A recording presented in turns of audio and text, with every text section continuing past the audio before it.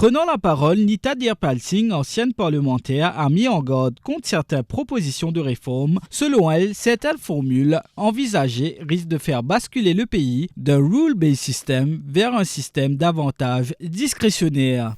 Mais mon concern est que ça formule qui est la table aujourd'hui qui occupe la place dans le narratif dominant, c'est qui ne peut sortir de un rule-based system pour venir un discretionary-based system.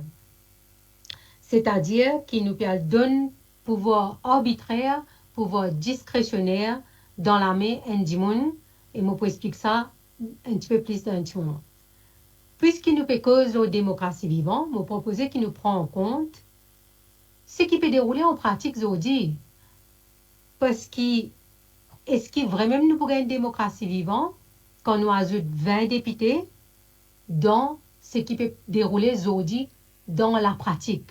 De son côté, Jocelyn Chanlao, observateur politique et politologue, a plaidé pour une approche plus fondamentale. Il soutient que toute réforme électorale d'envergure devrait passer par la mise en place d'une assemblée constituante. Pour avoir une réforme électorale digne, pour réellement improve governance, il faut une constituent assembly. Une assemblée constituante parce que ça involve les ONG, la société civile, et pas donner tout le processus aux mains des policiers. Mais c'est impossible dans le cas de Maurice.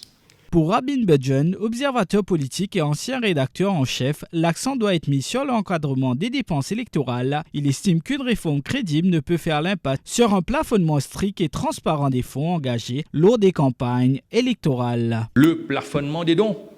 Sinon, où est-ce qu'on s'arrête?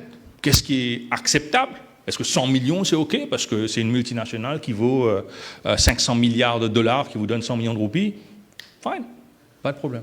Le plafonnement des dons, jusqu'où s'arrête la possibilité de contribuer aux caisses d'un parti politique? Et bien évidemment, le plafonnement des dépenses électorales. Pas cette farce de 150 000 roupies par candidat, mais quelque chose qui soit plus réaliste avec la réalité donc des dépenses électorales.